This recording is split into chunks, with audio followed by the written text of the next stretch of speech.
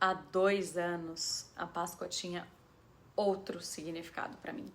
Eu sabia sobre a morte e ressurreição de Cristo, mas eu não entendia com profundidade, ou pior, eu não sentia de verdade. Era mais uma data, entre tantas outras, marcada por tradições que eu seguia sem exatamente saber o porquê. Mas hoje tudo mudou, e acho que várias pessoas se identificam também. Eu descobri que antes de ser cristã, a Páscoa era uma celebração judaica, a lembrança da libertação do povo hebreu da escravidão no Egito. E foi justamente durante essa celebração que aconteceu o que mudou a história da humanidade para sempre: a morte e a ressurreição de Cristo. E quanto mais eu mergulho na Bíblia, mais eu compreendo a profundidade dessa semana tão sagrada, que começa ali no Domingo de Ramos. A Páscoa não é só sobre sacrifício, é sobre vitória.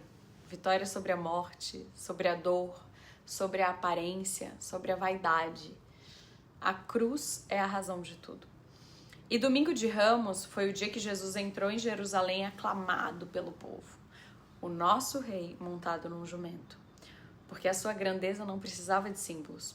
Mas aquela euforia positiva duraria pouco, porque as mesmas pessoas que ali o recebiam foram as mesmas que pediram para ele ser crucificado, pois não tinham atendido às expectativas. Mas Jesus estava ali atrás de obediência, de cumprir a sua missão, de renunciar.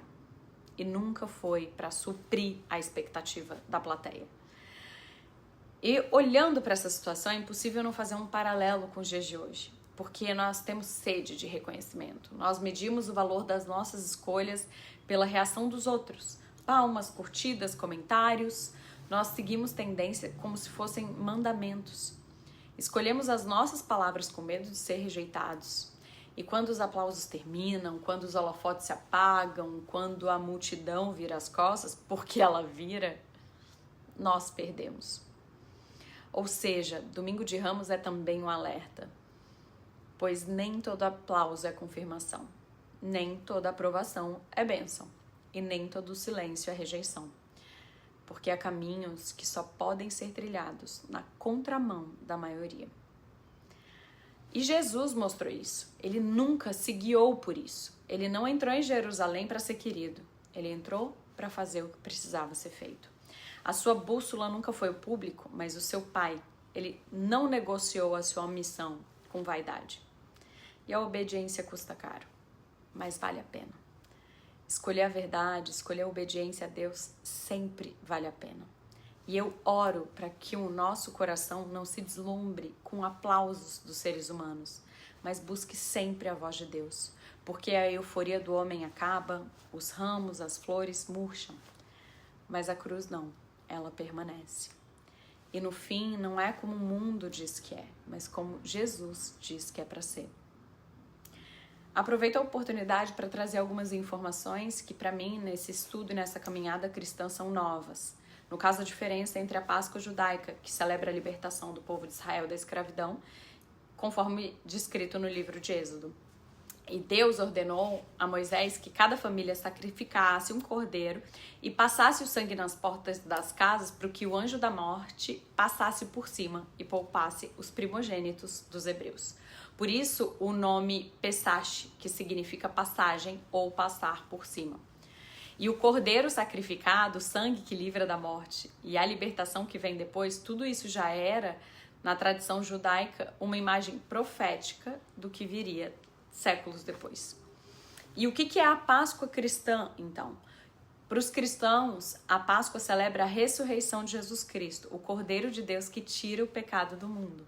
Ele foi crucificado durante a festa da Páscoa judaica e com o seu sacrifício ofereceu a salvação e liberdade. Não apenas física como no Egito, mas ainda maior, espiritual e eterna. Então, assim, a Páscoa judaica já apontava para a Páscoa cristã. No Egito, o sangue de um cordeiro salvava da morte. Na cruz, o sangue de Cristo, o cordeiro perfeito, salva da morte eterna.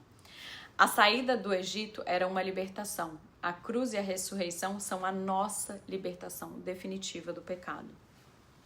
E aí você pensa, onde entra o ovo de Páscoa?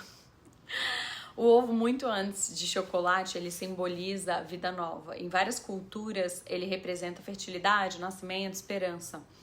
Então, no contexto cristão, o ovo da Páscoa passa a simbolizar a ressurreição de Cristo.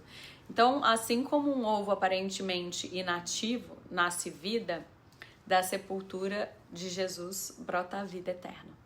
E aí, com o tempo, essa simbologia, esse símbolo foi ganhando vida e uma nova forma gostosa de chocolate, especialmente para apresentar essa história para as crianças. Espero que essa mensagem toque e esclareça aí vocês. Obrigada.